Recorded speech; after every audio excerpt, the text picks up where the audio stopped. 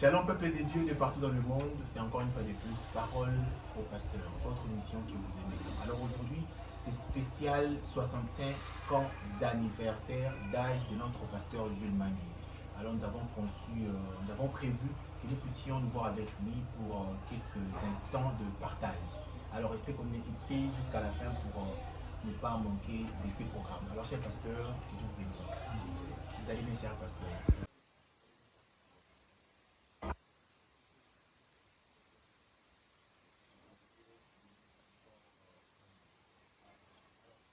Aujourd'hui, vous avez réalisé 65 ans d'âge.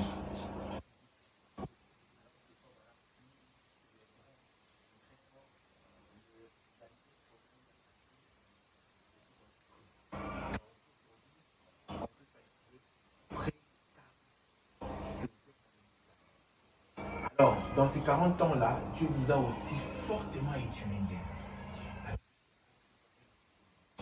Aujourd'hui, j'avais prévu que ça soit une émission, je dirais, miracle. Une émission où les gens qui vont nous suivre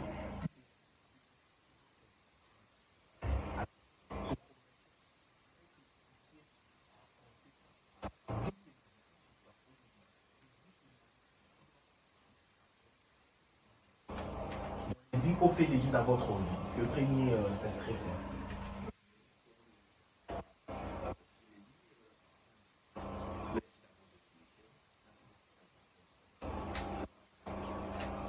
Commencé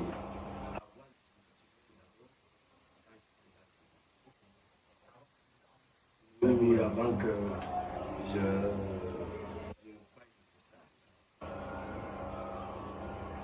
je commençais d'abord par tant d'autres. Le premier, c'est que j'étais en première année D du secondaire. J'étais assis à qui donnait cours. Au-dessus de moi, il y avait une ampoule. J'ai vu le professeur regarder au-dessus de moi. Tu peux faire là, étonné de voir l'événement. Moi, je ne comprenais pas. Tout le monde avait l'attention sur le professeur de mathématiques. Qu'est-ce que lui voyait? Moi, je ne comprenais pas. Ce que j'ai senti l'ampoule, quelque chose tomber sur ma tête. Et puis, quand elle est passée, j'ai vu l'ampoule maintenant en train d'illuminer là, de briller et tomber sur les pavements. Mais ça ne s'est pas cassé. Ça continue à rouler tout en donnant de la lumière. Le professeur, quand il a vécu cet événement-là, on n'a pas aussi compris. Oh, il est allé en parler au préfet. Maintenant, le préfet m'a appelé. C'est quand le professeur expliquait au préfet que j'ai compris l'événement. C'est-à-dire quand il était en train de donner cours, il a vu l'ampoule se détacher, il choquait. Au lieu que l'ampoule s'éteigne, l'ampoule continuait à briller, à donner la lumière. Ça ne s'est même pas cassé. Non. Et c'est tombé sur ma tête. Là, moi, j'ai senti ça. Mais quand elle est passée devant moi, j'ai senti. Mais quand elle est tombée sur le pavement, j'ai vu ça en train de briller.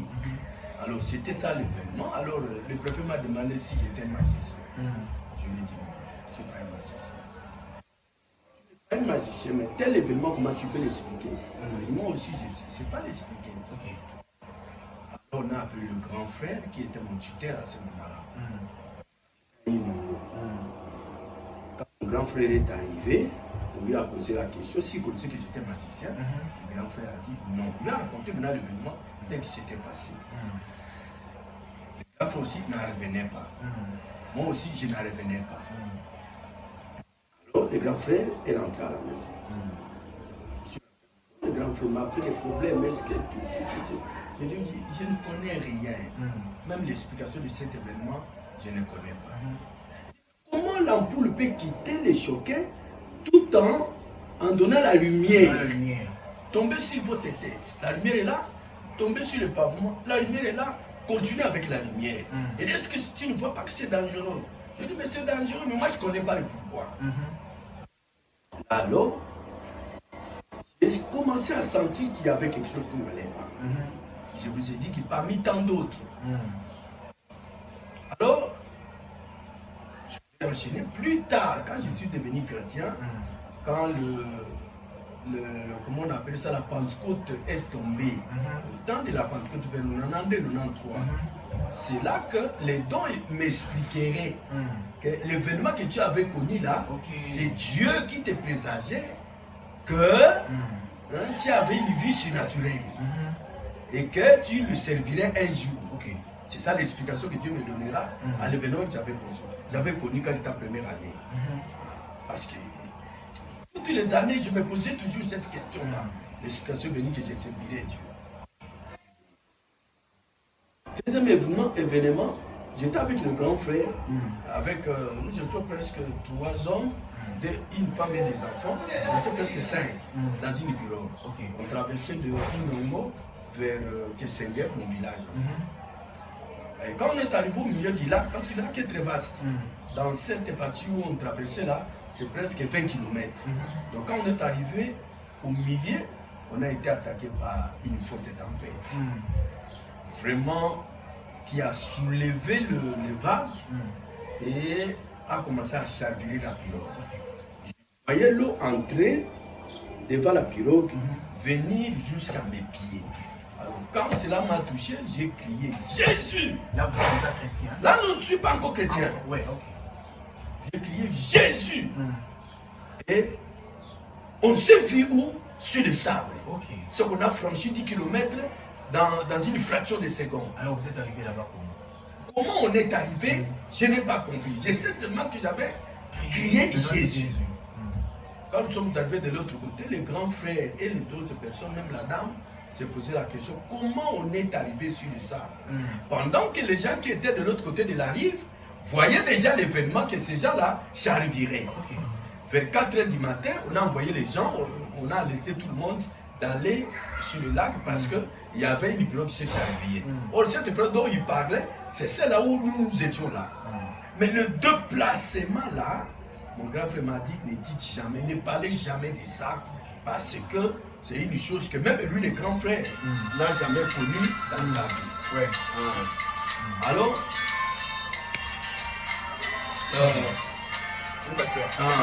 alors, il s'est fait que quand les gens ont compris la chose, ils sont venus nous poser la question comment on avait quitté le milieu pour arriver de l'autre rive là.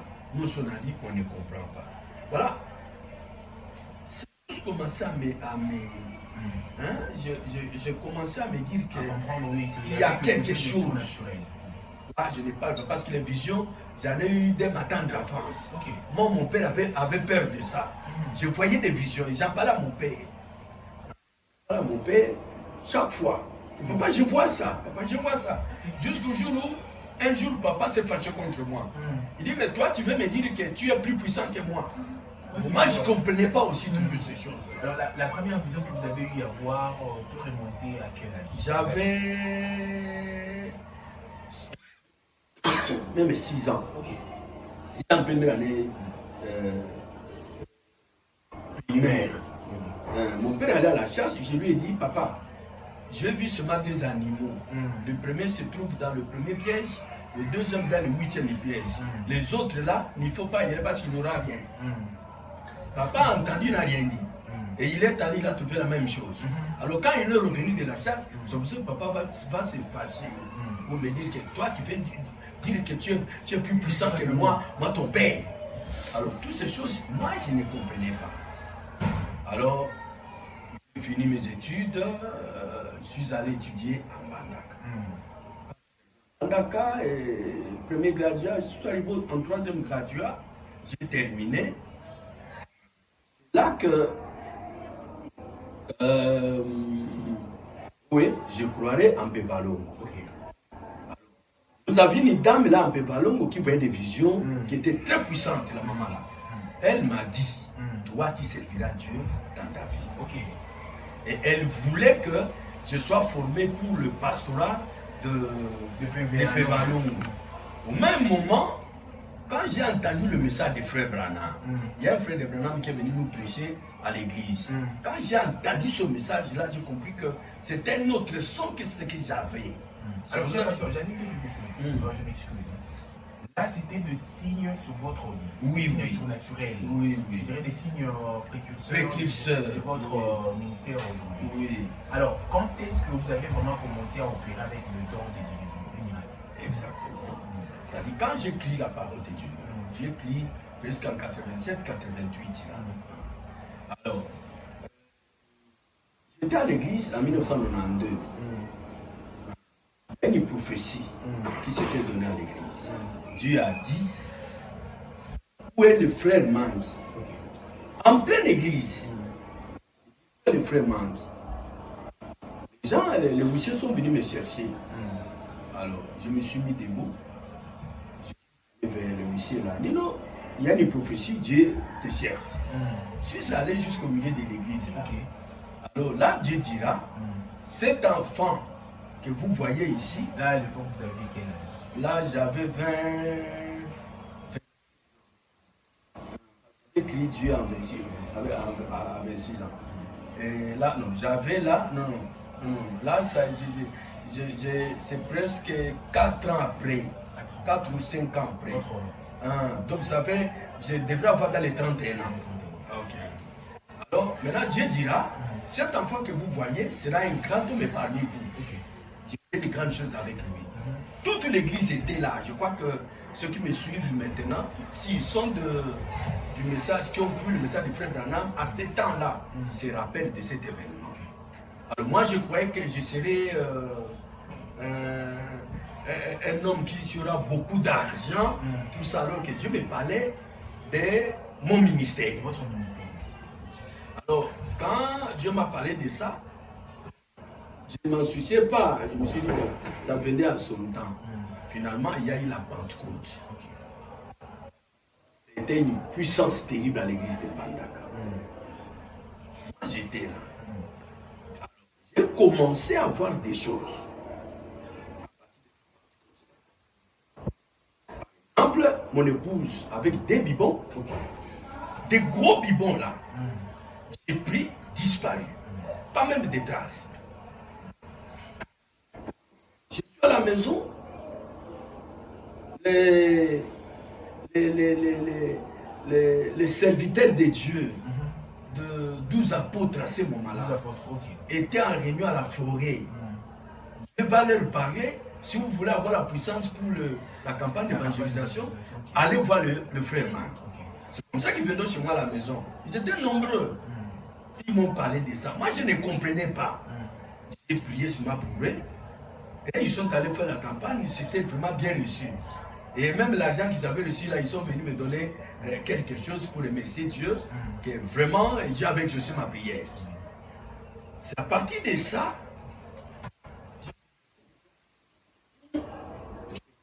quelque chose est sur le chemin. C'est que j'ai quelque chose de surnaturel qui est dans ma vie. Alors comment je vais prouver cela? Je suis tombé malade en 91. Gravement malade. J'étais à l'hôpital plus de 3 semaines.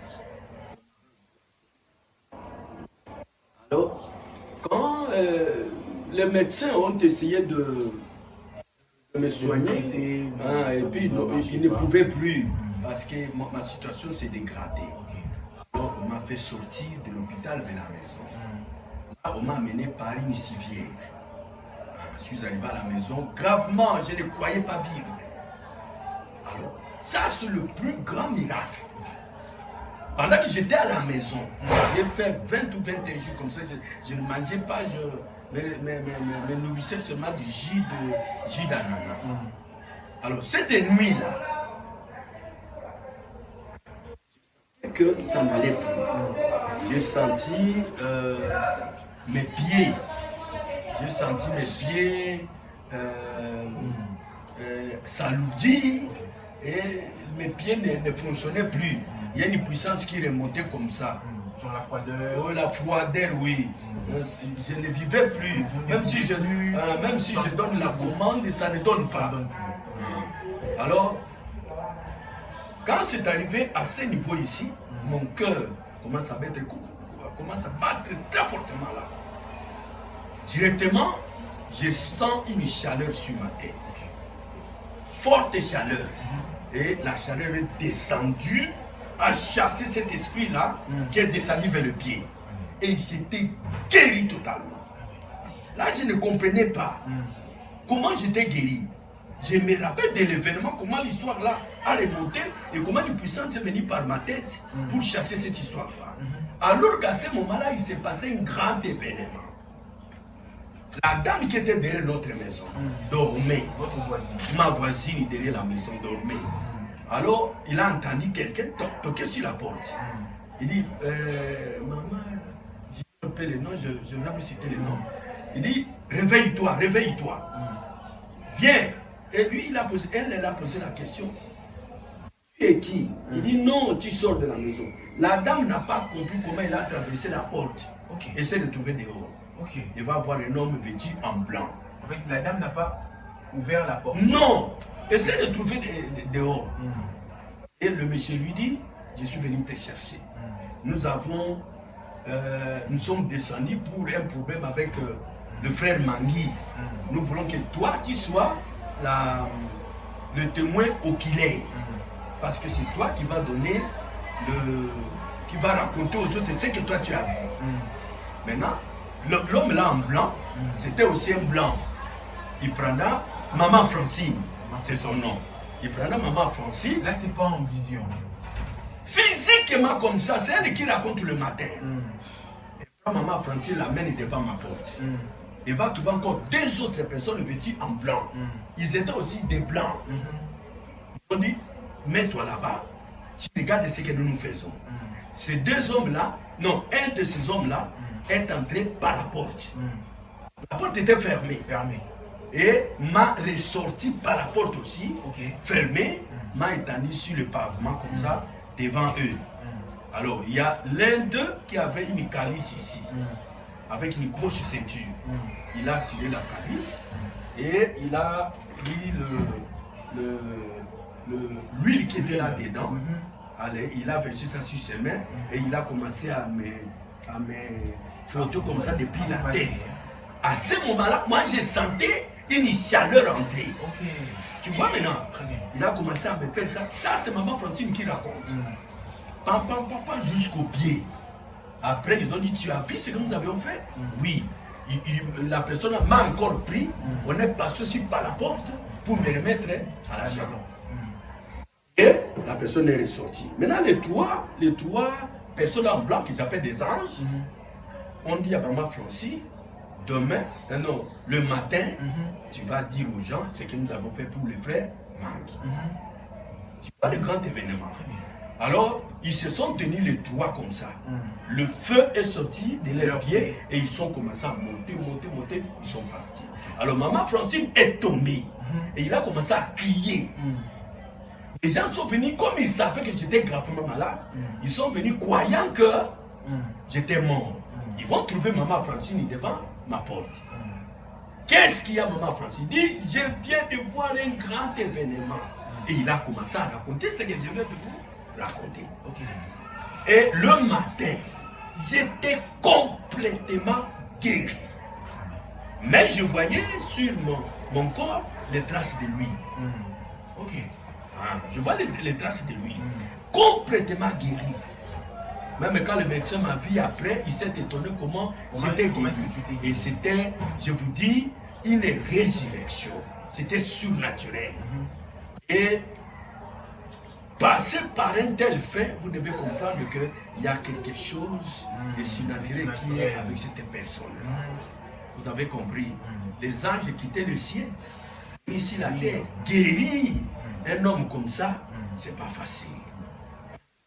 Alors, c'est là, déjà j'étais dans mes pensées, je me disais qu'il y a quelque chose. Alors, j'ai commencé maintenant à voir, quand j'ai prié pour ma femme, les biberons ont disparu. Et la nuit, le pasteur Mobonga est venu me prendre dans la maison. Il y a une jeune fille qui est très malade et tout ça. Nous sommes allés avec lui. J'ai prié pour cet enfant qui avait l'asthme guéri. Après, non. J'ai commencé à faire, donc Dieu a commencé à faire des grands miracles dans ma vie. Il y a aussi un grand miracle, j'avais voulu que vous puissiez aussi en parler. Vous aviez prié pour une maman qui avait mise au monde en plein culte. C'était un enfant. Oh, c'est ce que je voulais te raconter maintenant. Okay. Donc après ma guérison surnaturelle, là, nous étions à l'église. Et on me fait signe que je passe derrière l'église. Moi j'étais diacre à ce moment-là, à l'église de Mbalaka. Je suis passé derrière, je vais trouver une femme qui vient d'accoucher. Et il vient d'accoucher comment on appelle ça? Un prématuré de 6 mois derrière l'église. Et il y a des femmes comme ça qui étaient là. Ils ont couvert l'enfant par ils ont pris les toffes, des linges, ils ont couvert l'enfant. Et sa maman aussi était assise là, on l'a couvert comme ça. Il dit, bon, nous voulons que vous puissiez prier pour que nous amenions l'enfant vite à l'hôpital. J'ai dit, bon, d'accord, allez, couvrez l'enfant, on a bien couvert l'enfant. Ok, j'ai dit, bon, j'ai prié pour l'enfant. J'ai commencé à prier pour l'enfant. Maintenant, quand j'ai terminé, on a ouvert les habits là, l'enfant n'était plus. Mais on s'est demandé où était parti l'enfant. C'est la dame maintenant qui lui dit non, cet enfant est rentré dans mon ventre. Je l'entends en train de bouger. Mais là, on voyait du sang, on voyait aussi de l'eau. Et les mamans qui étaient là, ils disent mais l'enfant était bel et bien sorti. On l'a vu. Mais l'enfant est rentré dans le ventre. 3 mois après, la dame va mettre au monde. Maintenant, le pasteur Mobonga, avant de consacrer l'enfant, a appelé les témoins là pour venir voir l'enfant. Ils ont regardé le pasteur, c'est le même enfant que nous avons vu ce jour-là, sauf qu'il a grossi. Voilà, des grands miracles que j'ai vécus dans ma vie. Et puis, bon, j'ai connu beaucoup de résurrections. Combien? Ah, je n'ai pas atteint même 10. C'est-à-dire, pas de résurrection où c'était un petit sommeil, tout ça. Non! Où les gens pensaient comme non, non! Je peux vous raconter maintenant que Dieu m'aide. Un frère avec sa femme. Un petit enfant, je crois, de 3-4 ans, est décédé. Comme j'étais un diacre, le pasteur m'a envoyé pour superviser le deuil. Je suis arrivé au deuil. Et à ce temps-là, il n'y avait pas encore de, comment on appelle ça, des cataphaltes. On prenait seulement les lits, on met l'enfant. On met l'enfant, et puis des bougies dans les 2 coins, dans les 4 coins du lit. Ok, nous sommes arrivés, on était là. Mon frère, nous quand on était là en train de regarder, je vois l'enfant en train de bouger. Je regarde le frère qui est à côté de moi. J'ai dit, frère, est-ce que cet enfant est en train de bouger? Il dit non, il ne bouge pas. J'ai dit, il est en train de bouger. Il dit non, il ne bouge pas. Qu'est-ce que moi je vois? J'ai dit, Dieu, si tu veux faire quelque chose ici, alors je voudrais que tu prennes une des sœurs qui sont ici, dans le deuil ici, tu leur donnes l'onction. Comme ça, moi je saurais que c'est toi qui es en train de montrer ça. Ça n'a même pas fait 2 minutes. Une sœur est tombée sous l'onction. Elle a commencé à crier, j'ai dit, tiens, ça c'est Dieu qui répond à ma prière. Je suis allé sur les lits là. J'ai dit à la sœur, parce que c'est le frère qui croyait le message, la sœur ne croyait pas. J'ai dit à la sœur, sœur, est-ce que si l'enfant ici ressuscite, tu croiras le message du frère Branham? Il dit oui. Il dit que Dieu vous bénisse. J'ai dit, bon, tous ceux qui sont ici dans le salon ici, allez vous sauter. Frère, c'était sur l'avenue Mambenga, en Bandaka 3. Ils m'ont regardé avec des yeux et ils m'ont dit, si l'enfant ne ressuscite pas, tu vois ce que nous ferons avec. Alors que l'enfant là était mort depuis 9 heures à l'hôpital. Nous on se retrouve vers 23 heures. Donc ce n'était pas une petite résurrection. Une résurrection consommée.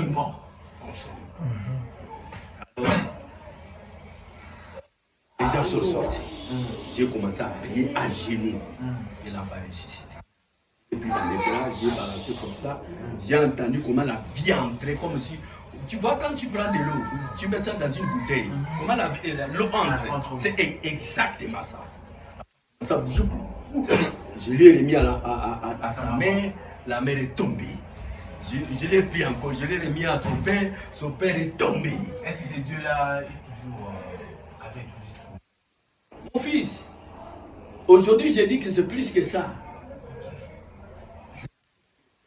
Donc, ce que je fais aujourd'hui, j'ai une certaine conduite de Dieu. J'attends ce qu'il m'a dit. Ok. Alors tu vois, après cette résurrection-là, hein, parce que tu me dis qu'aujourd'hui, mais c'est ici à Maluku, ici, le pasteur Ilunga m'appelle, il y a notre sœur qui est décédée. En 2009, en 2010. Il dit, ben, notre sœur est décédée. Venez vite, nous sommes allés à l'hôpital de Maluku. On a trouvé la sœur, la maman de la sœur Siska, décédée. Maintenant, ils sont allés prendre les parents qui étaient là pour la mettre là. Il n'y avait pas encore de morgue à Malou. Il fallait qu'on prenne la femme pour la mener ici à Genève. Quand les gens là venaient en route, moi je suis arrivé, je suis entré.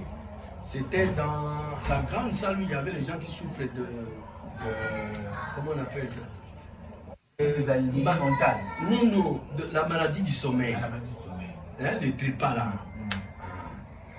Des choses comme ça. Alors quand je suis arrivé, j'ai demandé à tous ces gens-là de se calmer parce que je voudrais prier pour la dame là. Et ils se moquaient de moi. Pourquoi? J'ai dit pas de problème. Là, la sœur Chiska était en train de pleurer sa mère, d'essuyer sa mère parce qu'il a des secousses de la mort là, a fait que la mère avait dégagé certaines choses. Il était en train de nettoyer sa mère. Je suis arrivé, j'ai prié pour cette femme. Première fois, ça n'a pas tenu. Deuxième fois, la femme est ressuscitée. Ils sont onction là. J'ai demandé à tous ces gens qui étaient dans l'auditoire, chacun qui tenait sa tête. Ils ont tenu la tête. J'ai prié. Demain matin, tout le monde était sorti de l'hôpital. Et la soeur là, à Maluku, si je peux parler encore. Mais monsieur, parce qu'aujourd'hui, là, vous avez 65 ans. Mais dans la ville de Kinshasa aujourd'hui, c'est. Oui, c'est-à-dire que je viens de te dire une chose.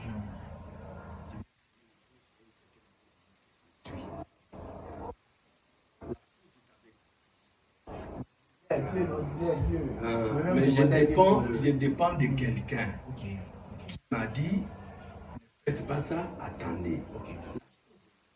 Mais notre église ici, nous avons vu la maman, on l'appelait Maman Coco. Maman Coco est morte en pleine église. J'ai pris des pasteurs, ils avaient plus de 3 ou 4 pasteurs. J'ai dit, pasteur, mettons les mains. On a mis les mains sur la grand-mère là, elle n'est pas revenue en vie. Moi, je me suis retiré, j'ai dit, pasteur, quittez. Je suis resté avec la maman. J'ai imposé le main à cette maman, elle est ressuscitée. Donc, la chose est là, fils. Et Frère Branham dit, les dons et les appels sont censés sentir. Donc, quand Dieu t'appelle à ça, ce que Dieu aime, c'est l'humilité. Il aime sa conduite. Vous comprenez? Si j'étais un autre pasteur à la place, je ferais déjà parce qu'aujourd'hui, dans les médias, des choses comme ça. Parce qu'aujourd'hui, là, il y a beaucoup de frères, moi qui disent le pasteur Barout n'est plus là. Apparemment, le message est resté seul.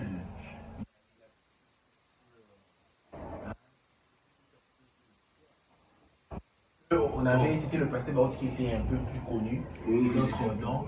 Et aujourd'hui, là, il paraît comme si. Comme s'il n'y a plus rien, il n'y a plus personne qui peut sortir les dieux de William Branham là. Ils sont là. Ok. Parmi lesquels moi qui te parle. Tu comprends? Que nous prions à Dieu. Ne priez pas à Dieu parce que le don est là. Comme je suis en train de te parler, il est là. Tu comprends? Très bien. Mais je ne voudrais pas exercer ces dons selon la conduite des hommes. Okay. Moi, j'ai quelqu'un qui me dirige. Tu comprends? Je peux être là, on m'appelle à Maman Emo. Venez vite à Maman Emo. Je parle à Maman Emo, je trouve une femme là qui a fait l'avortement, mais les médecins ne veulent pas enlever l'histoire, le ventre est gonflé, tout ça. J'entre, je trouve dans une salle d'urgence là, tout le monde était malade, papa. Et la jeune fille là était pratiquement à l'article de la mort. Alors, J'ai demandé pourquoi on ne veut pas l'opérer. On m'a dit non, on ne peut pas l'opérer parce qu'on n'a pas d'argent. J'ai dit bon. Le docteur m'a dit tu veux prier, je dis je vais prier pour.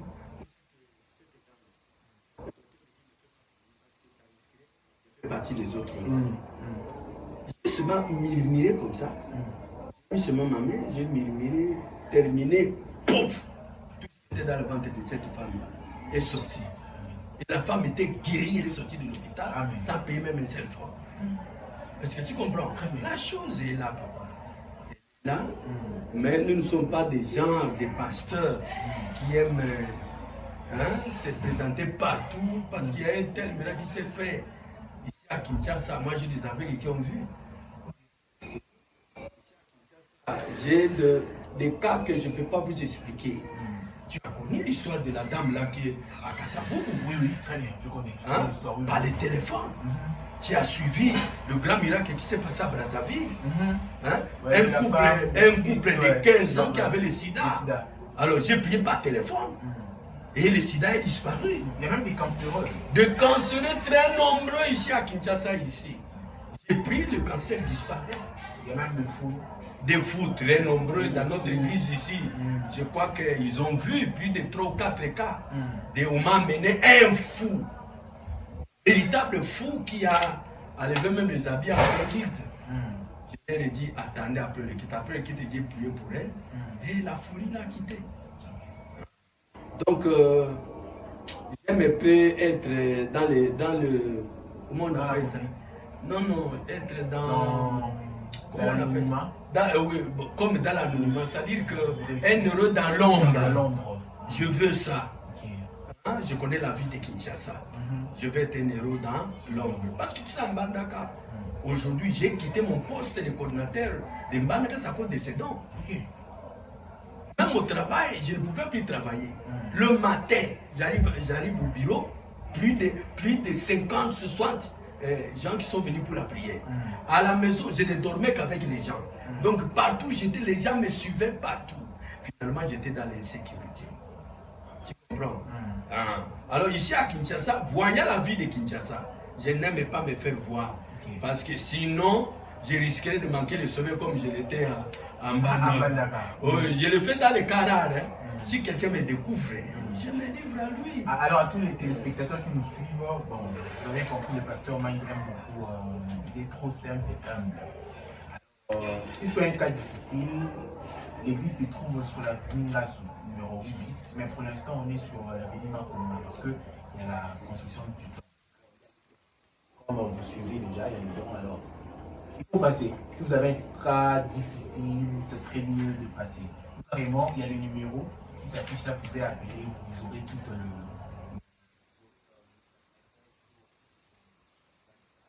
le... Si on peut continuer, je ne sais pas si... Non, très nombreux. Allez-y, parce qu'on peut prendre même 2. Prenons 2. Moi, j'ai quitté Mbandaka pour aller à Inongo par voie routière. J'arrive dans un village la nuit.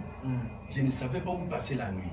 Je vais poser la question, il n'y a pas un frère en Christ dans ces milieux ici. On me dit non, tu vois la maison là, il y a un frère appelé Ikoli. Je suis arrivé dans cette maison là. J'ai demandé à sa femme, je me suis présenté, j'étais très content de me recevoir. On m'a reçu, tout ça. La nuit, comme les pieds me faisaient mal, je voulais sur le vélo. Comme les pieds me faisaient très mal, je leur ai dit, bon, est-ce que la maman il colle, la soeur il colle, je ne peux pas me mettre de l'eau chaude, comme ça je trempe un peu les pieds pour bien démarrer demain matin. Et le frère Ikoli me dira, ma femme aujourd'hui, c'est plus de 10 ans. De 10 ans. Elle ne marche pas. Elle marche et prend les escabeaux. Tu connais les escabeaux? Les escabeaux.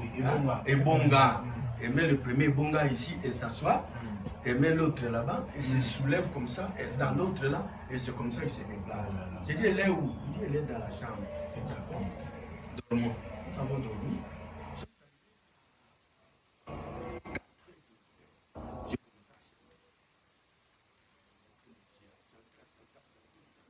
Le frère qui passait avec moi, il s'appelle Nzemangui. Je crois que le frère de Bikoro, le frère de Bikoro, comment il y a des villages là-bas, Iboko, les frères qui sont là connaissent. Le frère Nzemangui, s'il peut venir le voir, il va lui raconter l'événement. L'onction a saisi le frère Nzemangui. J'ai compris que Dieu est avec moi. Avant de monter sur le pasteur, avant que vous ne continuez, une question. Avant que vous ne fassiez un miracle, vous sentez quelque chose?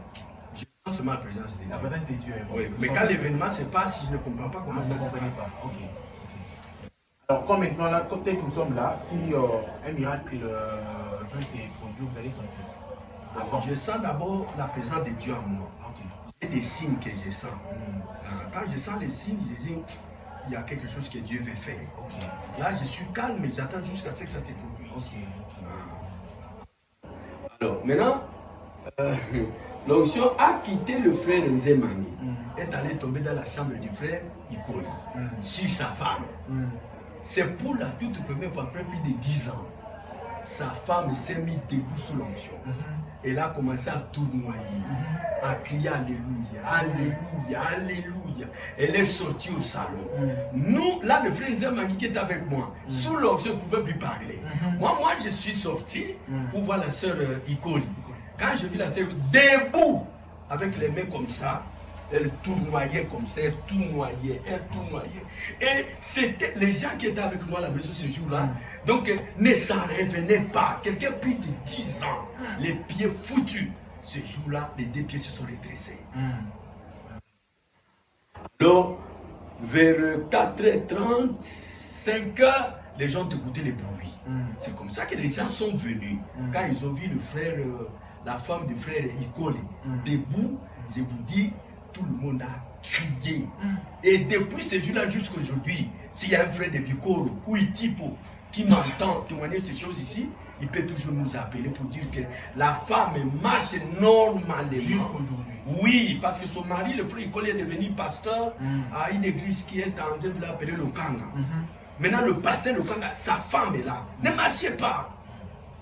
Mais c'est l'onction qui était là. Je n'ai pas prié pour cette femme. Moi, je ne faisais que chanter. Et qu'est-ce que moi j'ai chanté? Nakoyemba nanzela, comme ma bateau.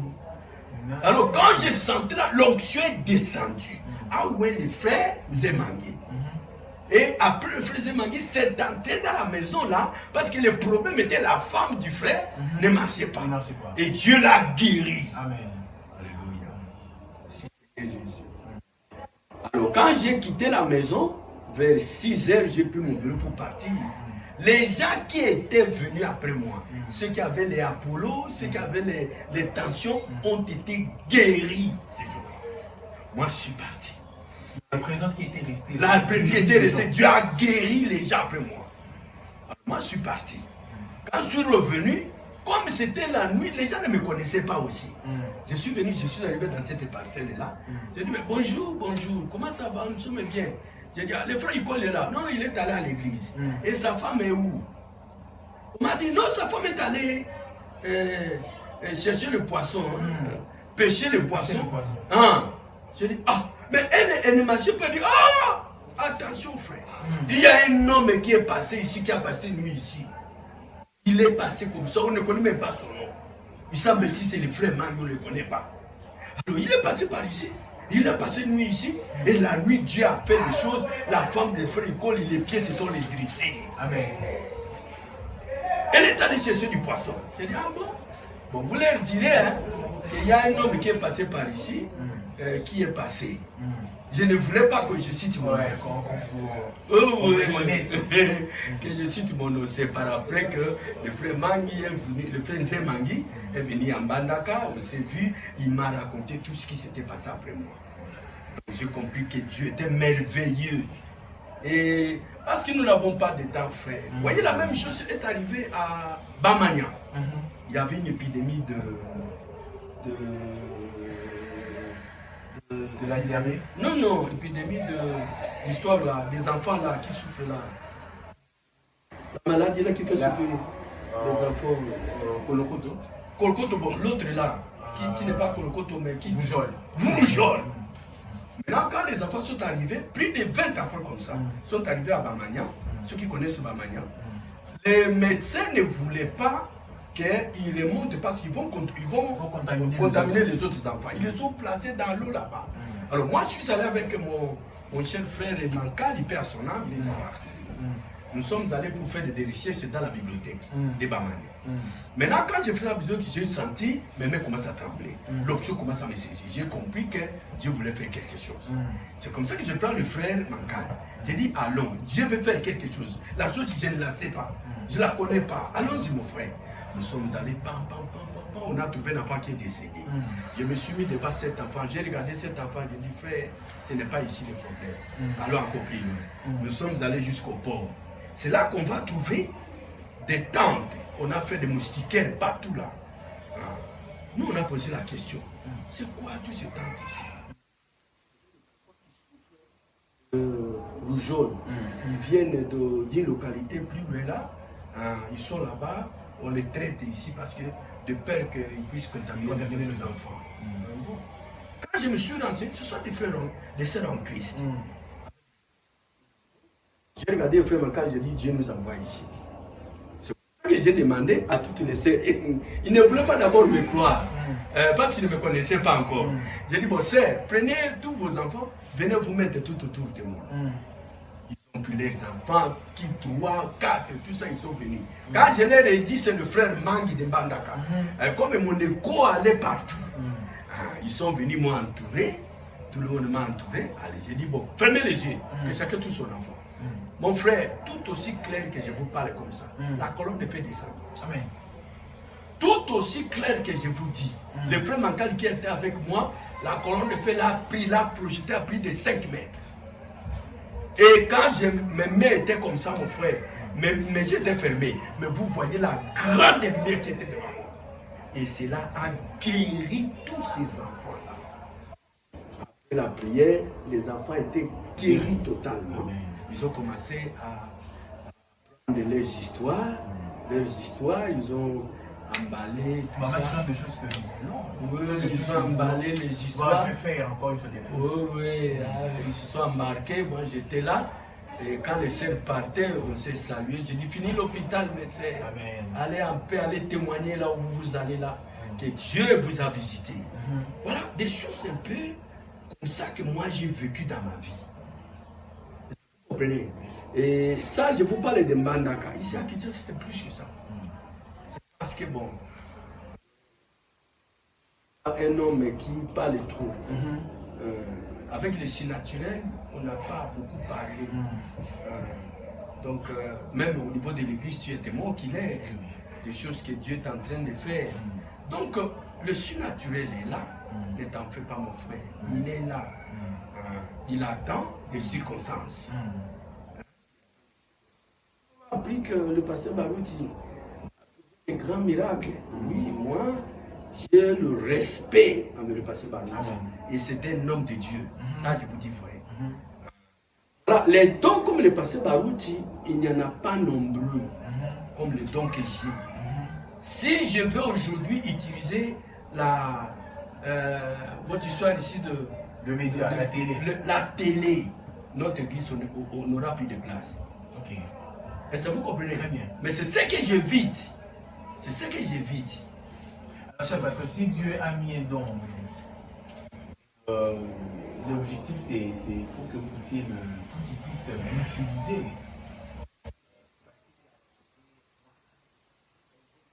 Ça va aider beaucoup de gens. Même cette émission que nous sommes en train de tourner, sûrement il y a beaucoup de personnes qui seront guéries. Oui. Parce qu'à la fin, vous allez demander une de vos prières. Pour tous ces mondes qui vont regarder à la télé. Même si vous n'aurez peut-être pas le temps, vous n'aurez pas peut-être cette occasion, l'opportunité que vous voyez avec le pasteur, mais à travers cette émission, vous serez guéri. Alors, cher pasteur, on peut prendre le dernier témoignage. Il y a un témoignage, vous êtes parti dans une église où il y avait un pasteur qui prêchait et du coup l'onction et parce que on vous aviez appelé d'aller s'asseoir derrière. Oh oui. Et du coup il y a une prophétie, Dieu a dit qu'il va faire quelque chose. Oui. Vous pouvez nous raconter cette histoire? Ok, c'était à Ngombe.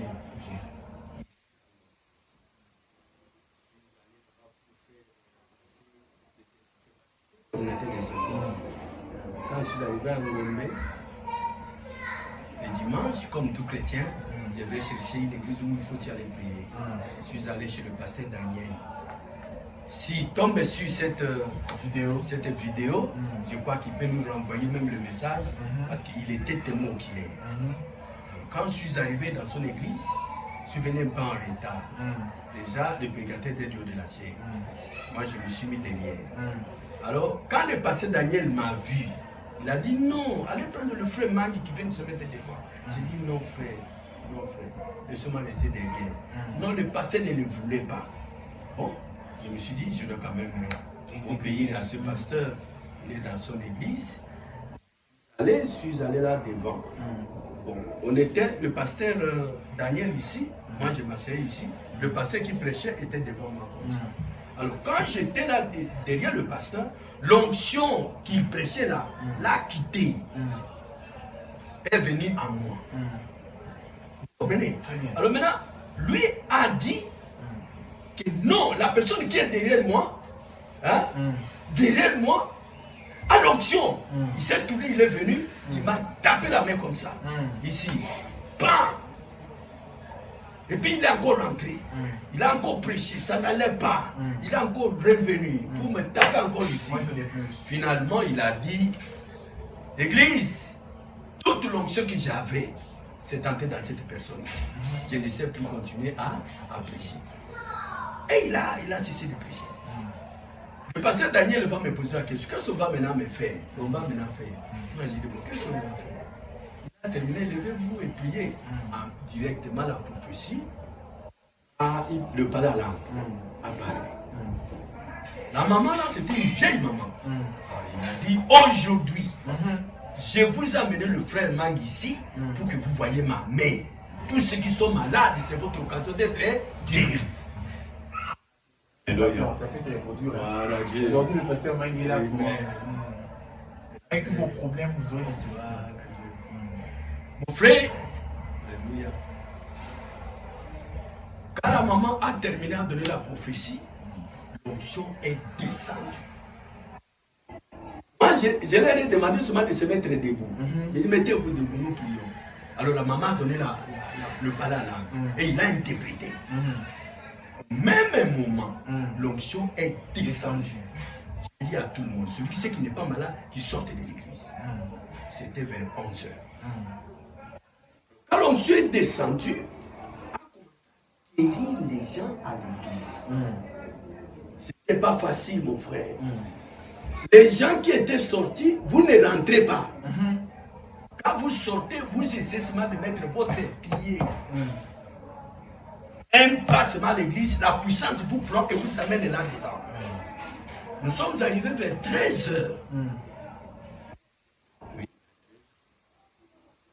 Les gens étaient là par terre, roulant, criant, les démons sortaient des gens. Tout ça. J'ai dit, il n'y a plus de malades.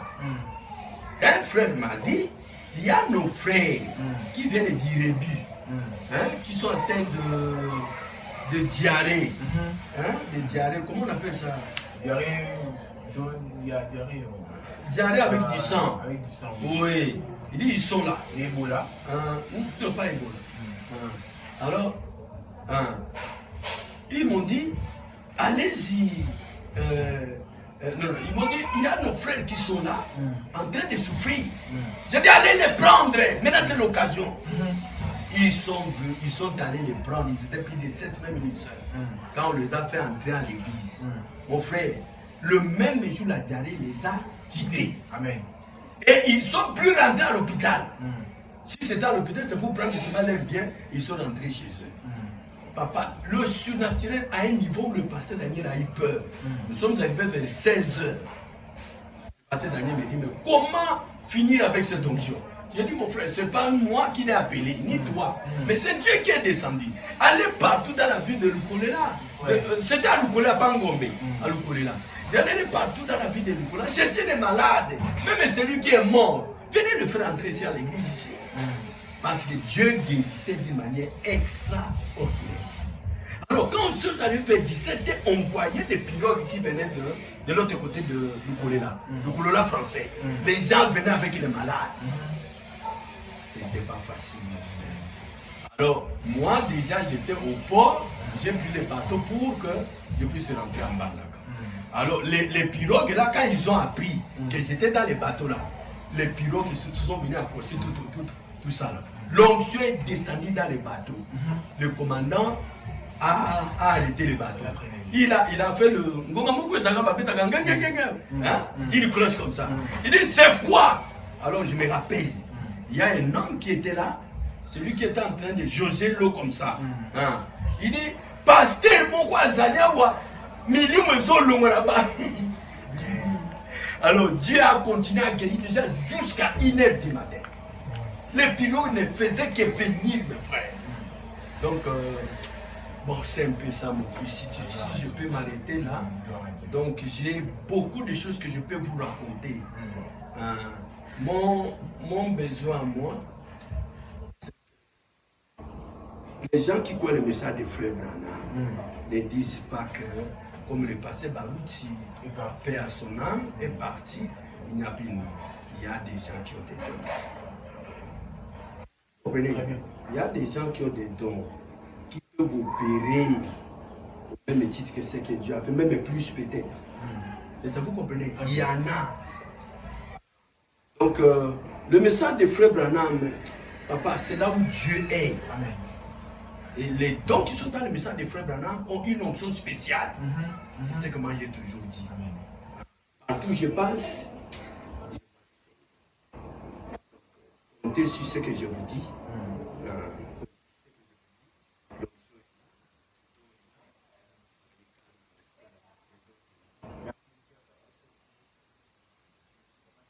Heureux d'avoir passé cet anniversaire comme ça sous... Alors, je ne vous demanderai pas un dernier mot, mais je vous demanderai plutôt une prière. Que vous fassiez une prière pour nos téléspectateurs, pour ces internautes qui suivent, qui vont suivre cette vidéo, qui puissent aussi en bénéficier de votre don. Oui, à vous tous qui nous avez suivis, loin de Dieu, je sens déjà sa présence.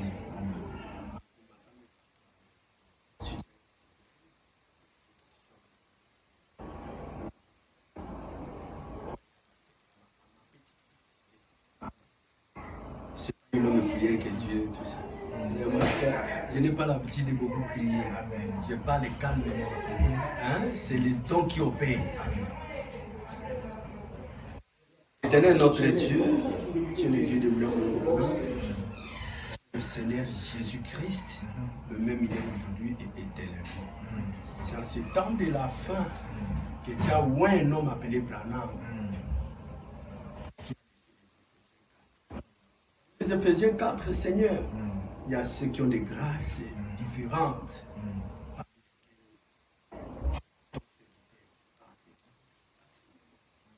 Seigneur, authentifie simplement ces dons. Amen. Les gens qui vont me suivre avec la main gauche que j'ai levée, que l'onction quitte mon cœur. Alléluia. Aïe, et partout les gens suivront cette bande.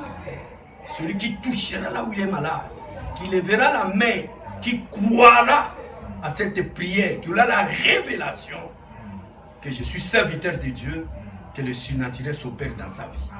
Au nom du Seigneur Jésus, n'importe quelle maladie, sida, cancer, myome, tous n'importe quelle maladie, maux de tête, appendicite, n'importe quelle folie, Jésus, n'importe quelle maladie, c'est quoi que je suis serviteur de Dieu, que le surnaturel s'opère en lui et qu'il témoigne, qu'il appelle à partir du téléphone qu'il a vu la main du Seigneur Jésus.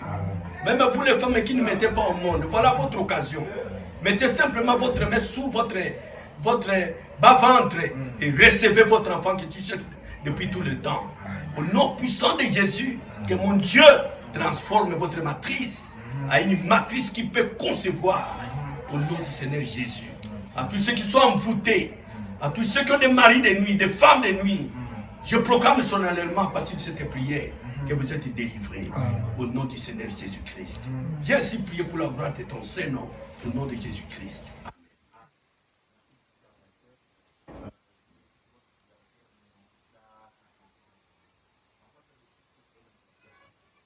À tous les internautes, à tous les téléspectateurs qui ont eu à suivre cette émission, c'est par ici que s'achève le numéro d'aujourd'hui.